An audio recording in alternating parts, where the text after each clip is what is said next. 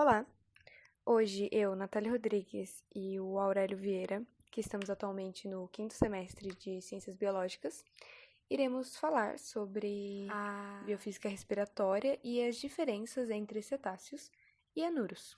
Evolução biológica é uma coisa importante da gente compreender porque é através dela que fatores diversos eles são explicados na biologia.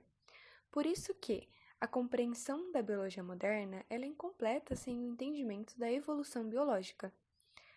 E a evolução biológica, que é um fato, não uma hipótese, é a mudança nas propriedades das populações dos organismos que transcendem o período de vida de um único indivíduo. Como assim? A ontogenia, que é o desenvolvimento de um único indivíduo, não é considerada uma evolução. Os organismos individuais, eles não evoluem. A evolução, ela se dá por via do material genético, de uma geração para outra. Então, essas são consideradas mudanças evolutivas. E a evolução biológica, ela pode ser pequena ou grande, pois ela abrange tudo, né? Desde as pequenas mudanças biofísicas nos sistemas até alterações sucessivas que levaram os primeiros proto-organismos a irem se transformando em sapos e baleias, por exemplo. Então, espécies que inicialmente elas poderiam ser parecidas, elas vão se tornando cada vez mais diferentes e depois de um bom tempo elas podem chegar a apresentar diferenças assim profundas. Uma curiosidade evolutiva dos cetáceos é que os Ambulosidae foram os primeiros cetáceos marinhos, e esta é uma família de animais que também são anfíbios. Olha que relação interessante já. Um outro exemplo dessa questão evolutiva que eu falei, que torna espécies tão diferentes em um futuro, é essa imagem aqui que eu trouxe. Os ancestrais dos cetáceos, eles eram artiodácelos, terrestres. E entre os artiodácelos que ainda são viventes, os hipopótamos são os parentes mais próximos dos cetáceos. Então, isso prova que existem mudanças, então, na morfologia que afetam todos os sistemas que a biofísica acaba estudando, né? Como o movimento desse animal, a biofísica da visão dele, a cardíaca, vascular e, enfim, como já vimos, a respiratória. O que a gente pode concluir, né, com isso? Que como os ambientes eles variam, também variam os agentes da seleção natural. A gente pode verificar isso pensando no porquê um camaleão ele sobrevive no deserto e um anuro não. Eles evoluíram em diferentes ambientes. Os anuros eles possuem respiração cutânea e branquial que seriam inviáveis em um deserto. Então, embora a gente consiga perceber certas tendências na evolução de certos grupos de organismos, não existe uma razão necessária para se esperar uma direção consistente na evolução biológica de qualquer linhagem, muito menos uma direção que todos os seres vivos devam seguir. Eu acredito que isso é muito interessante se pensar, porque a nossa espécie evoluiu e se adaptou, e não necessariamente quer dizer que somos melhores por isso, ou mais evoluídos, como muitos podem pensar, apenas foi o melhor para a nossa espécie. Se a gente até comparar a respiração dos cetáceos com a nossa, a deles é mais do tipo eficiente. E no estudo da biofísica, né, a biofísica ela busca enxergar o ser vivo com um corpo que, ocupando um lugar no espaço e transformando energia, existe em um meio ambiente o qual então interage com este ser. E a adaptação ela está relacionada então com a capacidade que todo ser vivo tem de se ajustar a esse ambiente que interage com ele, né, em que ele vive. Então, são características de estrutura física e funcionamento biológico que moldam organismos às condições desse meio ambiente, como pressão, temperatura e o tipo respiratório que ele vai apresentar.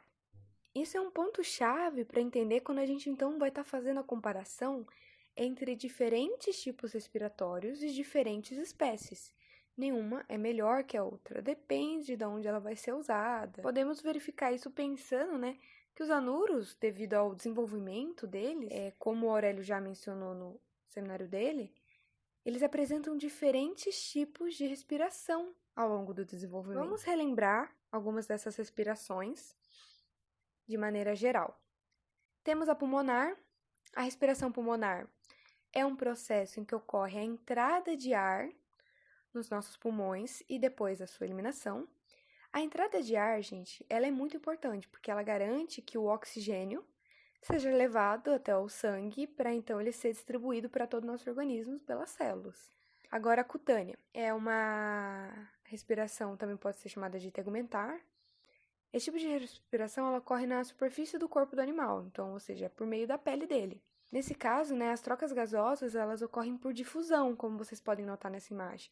É muito importante que a pele ela sempre esteja umedecida para que esse processo então ele aconteça de uma maneira mais adequada. Respiração branquial, é interessante a gente mencionar uma questão da taxa de transporte do oxigênio, que a taxa de transporte do oxigênio do ar para o líquido, ela depende da diferença de pressão do oxigênio no ar e no líquido.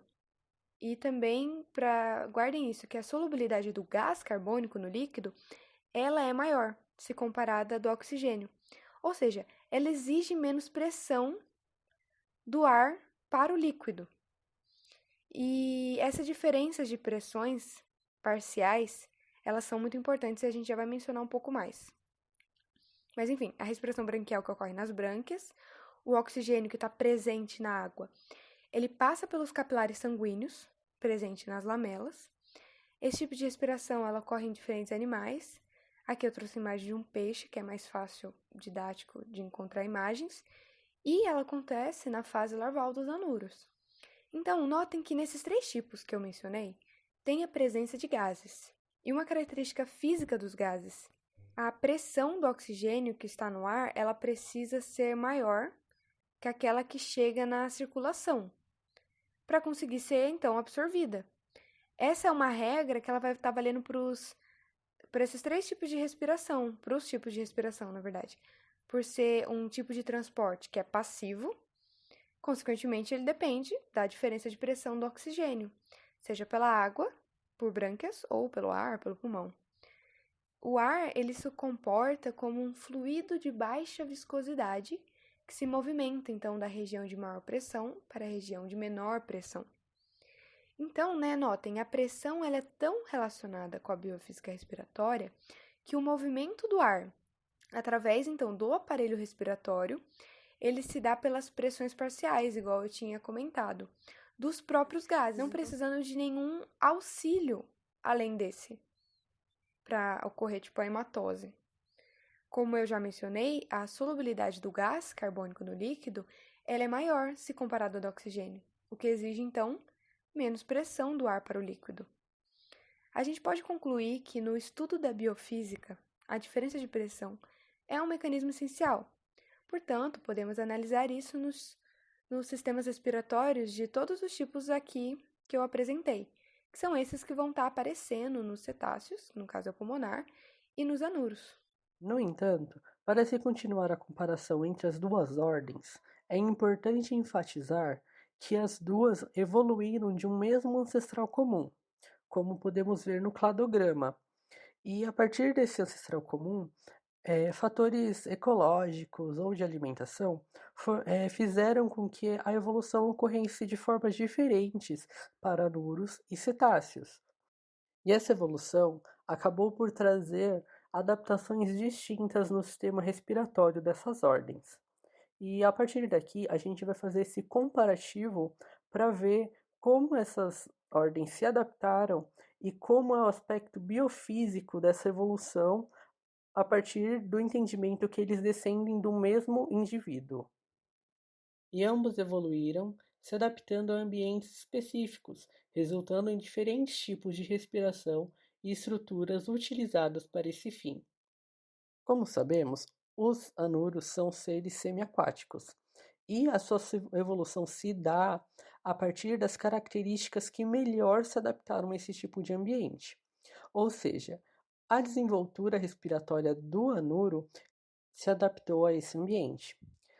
Um fato que pode comprovar isso é que a maior parte da troca gasosa feita por um anuro, ela é feita por meio de respiração cutânea. E como ele está vivendo em meio úmido, essa troca é feita através da sua pele com o líquido que tem oxigênio dissolvido. Já a adaptação dos cetáceos, ele está mais envolto com a questão dele mergulhar grandes profundidades, Ou seja, o seu sistema respiratório se adaptou para aguentar essa grande pressão na qual ele vive para buscar alimento. No entanto, ele não respira embaixo d'água, ele tem que voltar à superfície para fazer essas trocas gasosas. Mas ele se adaptou muito bem para esse tipo de situação que ele vive. E mesmo ambas as ordens tendo evoluído de um mesmo ancestral comum, o único tipo de respiração que elas compartilham é a pulmonar, mas mesmo essa característica tem muitas diferenças. Um exemplo dessa diferença está relacionada com a eficiência da respiração pulmonar, uma vez que nos cetáceos essa respiração é muito mais eficiente, porque eles possuem muito mais alvéolos e dobras em seus pulmões. Já nos anuros, o pulmão é considerado primitivo, sendo também chamado de saco pulmonar, que possui poucos alvéolos e dobras. Outra diferença que pode ser destacada está na questão do inflar os pulmões, pois os anuros, eles inflam seus pulmões para servirem como boia ou até mesmo como um mecanismo de defesa para aumentar a superfície do corpo. Já os cetáceos desinflam o seu pulmão o máximo que conseguem, ou seja, eles retiram o ar o máximo que conseguem de seus pulmões para submergirem na água, para atingir grandes profundidades sem o problema de estar levando uma boia dentro do corpo. Mas também pode-se destacar o fato desse órgão e de outros dos cetáceos serem protegidos por uma camada de cartilagem, o que os torna muito mais resistentes às grandes pressões que os indivíduos atingem quando eles submergem. Vamos ver como ocorre a troca de gases. Bom, essa troca vai ocorrer pela diferença de pressão, ou seja, o gás vai se locomover de acordo com a pressão, indo do lugar de maior pressão para o de menor pressão. Ou seja, quando o animal inspira, a pressão no pulmão é menor do que o do meio ambiente, o que faz com que o ar entre para os pulmões. Quando o animal expira, o processo é o inverso. A pressão nos pulmões é mais alta do que o do meio ambiente, o que faz com que o ar saia dos pulmões para o meio ambiente. E o caminho que esse ar percorre é o mesmo em ambos os casos, mas as estruturas elas recebem nomes um pouco distintos.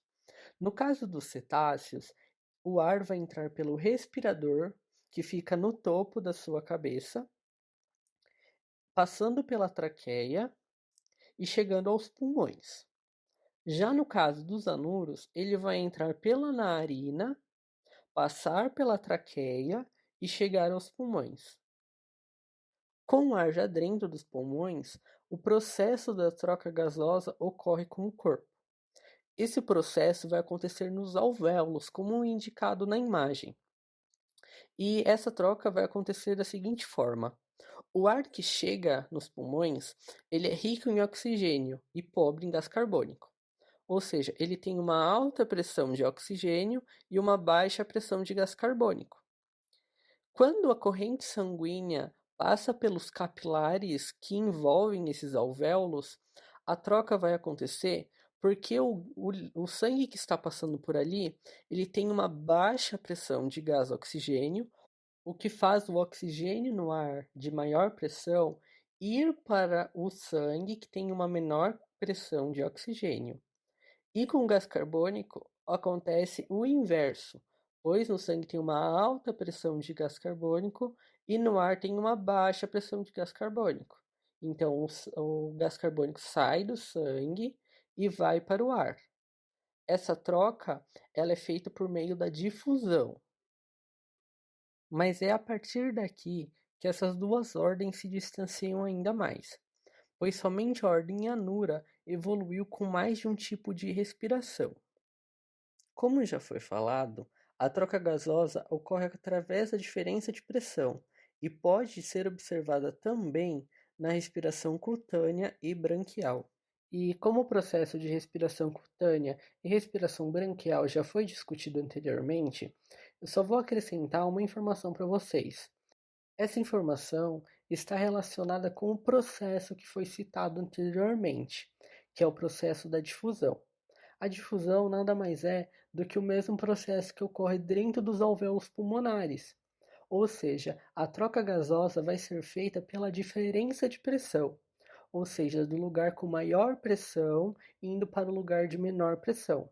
Em ambas as duas respirações, ela vai ocorrer, seja através da pele do sapo ou através das brânquias presentes nas larvas de sapos, ou seja, em seus girinos.